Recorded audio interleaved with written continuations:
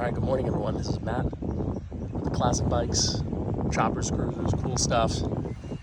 This is a little bit of a sad video today because this is a bike that I'm selling today. A gentleman's coming down from the city to come and grab it. I'd sell a few bikes, you know how it is with paying bills and car repairs, so I've enjoyed this bike for a few years.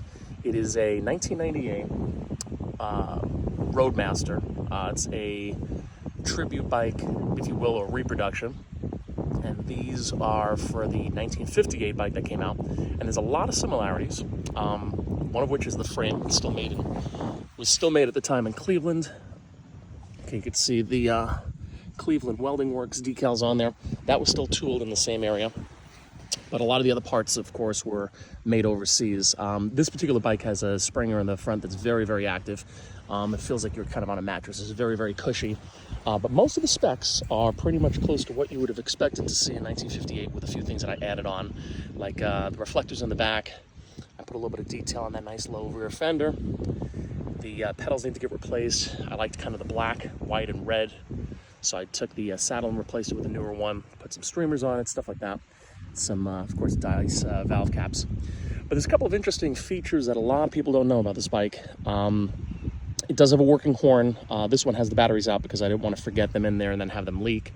It does have a working headlight. That again, I did pull the batteries out of just kind of keep the corrosion out. I put wider white wall tires on it. I think it came with like 175s. I put two 125s on it, and it makes it a lot easier to ride.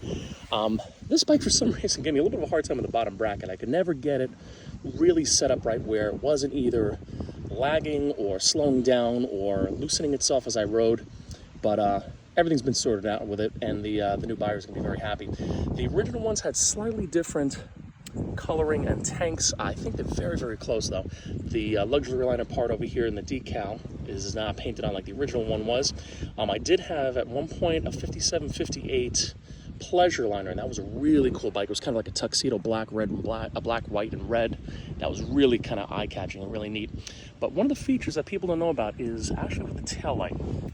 And I don't have all the parts to this, but basically, if you went to use the coaster brake to slow the bike down, because it's a 1-speed, the chain would touch a mechanism that was kind of troublesome in the back, and it's kind of hidden where the chain guard is.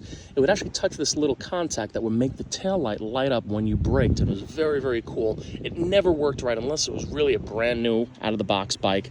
So unfortunately, mine never worked. Because of the situation I got the bike in. The bike was located in New Jersey, I think around Cape May or somewhere down south in New Jersey, and in South Jersey. And a gentleman was displaying it outside of his kind of little his restaurant, his business, and it sat outside for a bit. You know, saw a lot of sun. There's some touch up that I had to do. I did replace the rear rack with a brand new NOS one from a friend of mine that has a lot of the parts, and actually did the die and casting to make the reproductions available. He had an original 1958, and they used that to do the plans to create all the ones that the one that you're looking at right now, and allowed it to be reproduced, on a much higher scale. But yeah, the taillight was kind of a neat function because I didn't know that until I actually got it. And it did sort of work, but it was kind of like if the contact didn't touch, or if you had a certain kind of chain tension, it didn't exactly work the way it was supposed to. But it was kind of a neat bike. So I brought it back home. I got it for my birthday a couple of years ago. It was in a little bit of rough shape. So I replaced a lot of things for cosmetics. It does have hub shiners on it. Let me see if I could zoom in there on that. These are kind of neat. They make a little bit of noise on the spokes, but they are heavy gauge spokes. They're pretty thick compared to stuff that you would get today. I did have to touch up a bit on the springs because unfortunately, like a lot of these bikes, they sort of, you can see even in the back over here, they do have some corrosion and rust issues. I believe I did clean these wheels, but I think I did have to put a new rear wheel on it because I had an issue where the 1-speed wasn't engaging and slowing down. But it's been a very, very cool bike. I know the new owner is going to be really pumped up when he sees it. He's going to come pick it up later today at about 11. But it's been a real good bike to me in my collection. I do have a miniature 1/6 version of it that I'm going to hold on to. But it's a very, very cool bike, and it just, rides really nice. It's got nice wide fenders. It's very close to the original, but again, they needed some reproduction parts to make it available and affordable.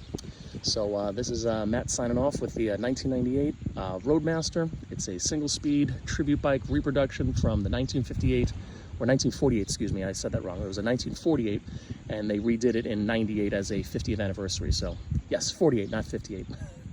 All right, have a great day. Bye-bye.